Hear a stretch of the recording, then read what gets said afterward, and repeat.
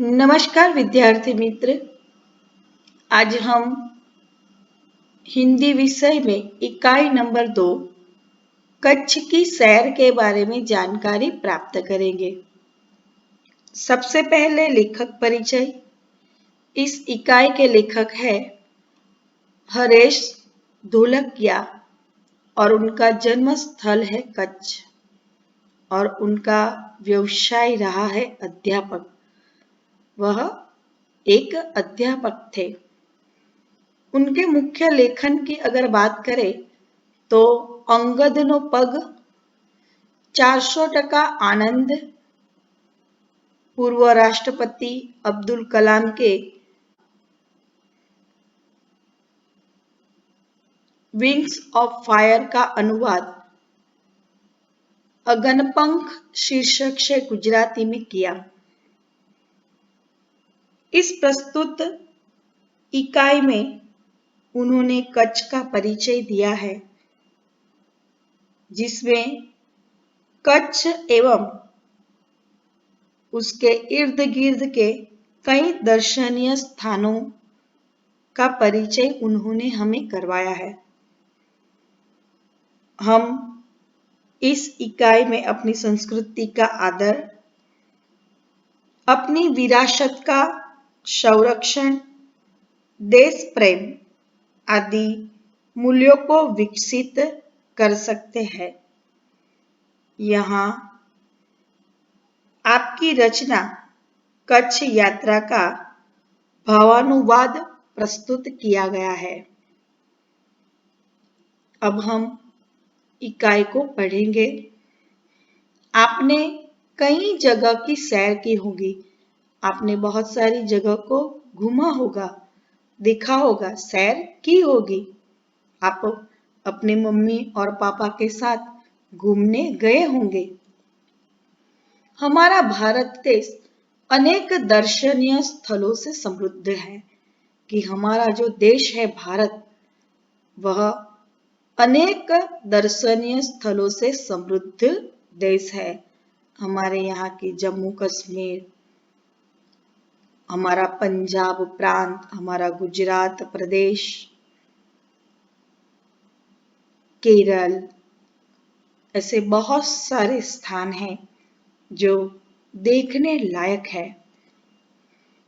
सभी स्थलों का अपना सौंदर्य और महत्व है कि हमारे देश के जो अलग अलग स्थान है, हमारा जो ये भारतवर्ष है, उसके अनेक स्थानों पर अनेक दर्शनीय स्थल है और उनका अपना अपना सौंदर्य, सुंदरता अपने अपने तरीके की हमें दिखाई देती है।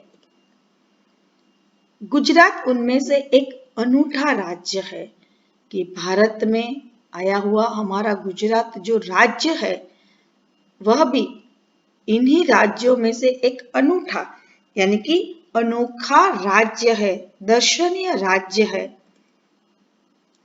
गुजरात का एक विशिष्ट जिला है कच्छ के। गुजरात के अंदर कुल 33 जिले आए हुए हैं। उन जिलों में से कच्छ भी एक विशिष्ट अनूठा जिला है, दर्शनीय स्थान है, जो गुजरात का अत्यंत रमणीय प्रदेश है। जो गुजरात के अंदर आया हुआ बहुत ही रमणीय यानी कि सुंदर, देखने योग्य प्रदेश है। उसका पौराणिक महत्व भी है। पौराणिक यानी कि पुराणों से जुड़ा हुआ, प्राचीन समय से जुड़ा हुआ उसका महत्व भी है। अनेक दर्शनीय स्थलों के वैविध्य के कारण उसे म्यूजियम यानी कि संग्रहालय भी कहा जाता है कि कच्छ के अंदर कोई एक स्थल देखने लायक नहीं है, उसमें अनेकों देखने लायक स्थल है। इसीलिए उसे म्यूजियम यानी कि संग्रहालय भी कहा जाता है। तो क्या चलना है? क्या आपको कच्छ देखना है? क्या आपको जानना है कि कच्छ के अंदर कौन कौन से स्थल आए हुए हैं? हाँ, तो चलो हो जाओ तैयार। अब हम कच्छ की सैर करेंगे। एक छोटा रेगिस्तान और दूसरा बड़ा रेगिस्तान। कि कच्छ के अंदर दो प्रकार के रेगिस्तान रण प्रदेश है। एक है छोटा रेगिस्तान और दूसरा है बड़ा रेगिस्तान। इन दोनों में रेगिस्तान जैसा कोई लक्षण ही नहीं दिखाई दे रहा।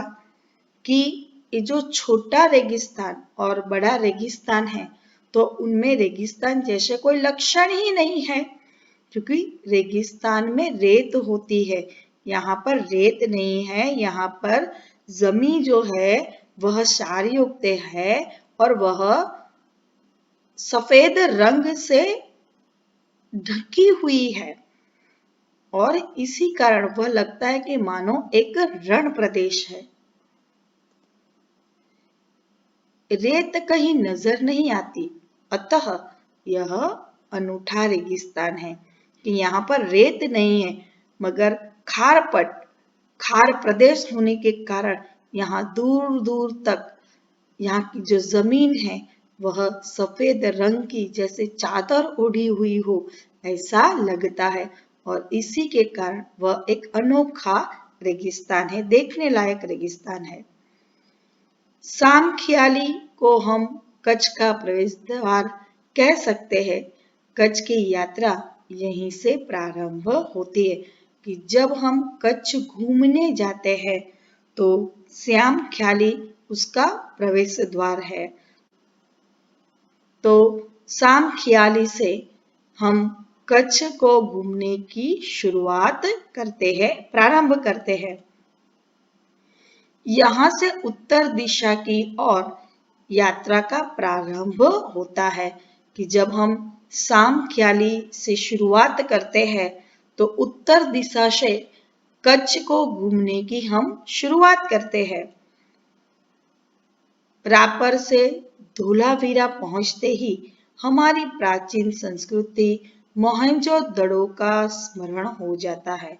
कि जैसे ही हम प्रवेश द्वार सामखियाली से प्रवेश करते हैं तो वहां से आगे उत्तर की ओर जाते हुए धोलावीरा आता है और धोलावीरा हमारी प्राचीन संस्कृति मोहनजोदड़ो का हमें स्मरण करवाता है।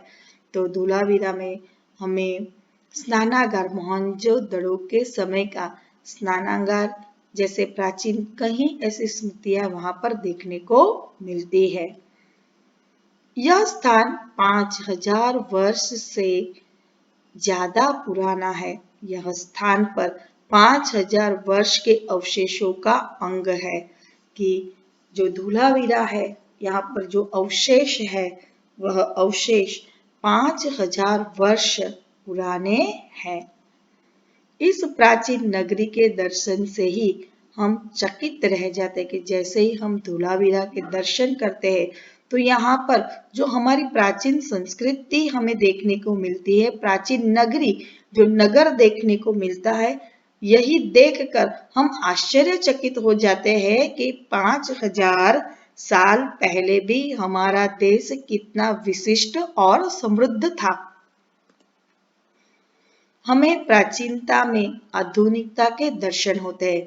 कि 5000 वर्ष यह नगर पुराना होने के बावजूद भी हाल जो हम जितनी भी सुविधाएं हमारे नगरों में देखने को मिलती है वही सुविधाएं वही आधुनिकता हमें उन समय में प्राचीन समय में हमें देखने को मिलती है। वहां पर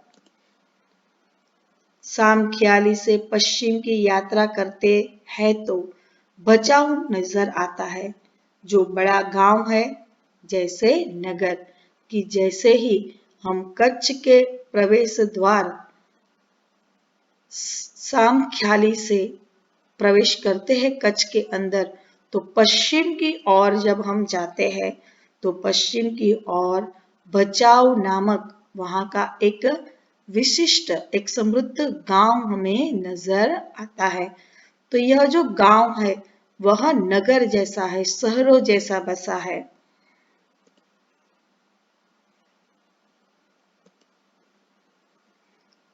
वहां से गांधीधाम औद्योगिक कारखानों का शहर है।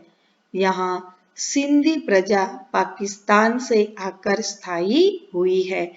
कि बचाव से जैसे ही हम आगे बढ़ते हैं तो गांधी धाम आता है, जो औद्योगिक कारखानों का नगर है, शहरों का नगर, जहाँ पर उद्योग विकसित हुए हैं। और यहाँ पर पाकिस्तान से आई हुई जो सिंधी प्रजा है वह यहाँ पर स्थायी हुई है, यहाँ पर बसी हुई है। गांधीधाम, आदिपुर तथा गोपालपुरी उद्योगों के कारण विकसित हुई दिखाई देते हैं। कि यहाँ पर जो नगर है जैसे कि गांधीधाम, आदिपुर और गोपालपुरी, यह उद्योगों के कारण बहुत ही विकसित हमें नजर आते हैं। आदिपुर में गांधी स्मृति तथा पास ही कंडला बंदरगाह का बड़ा महत्व है। कि जैसे ही हम आदिपुर की ओर जाते हैं तो वहां पर गांधी स्मृति जो औद्योगिक नगर है और कंडला बंदरगाह हमें नजर आता है। कि बंदरगाह यानी इसका अर्थ क्या होता है कि जहां पर व्यापारिक वाहनों को बांधा जाता है उसे बंदरगाह कहते हैं। तो सबसे बड़ा बंदरगाह कंडला कच्छ में आया हुआ है।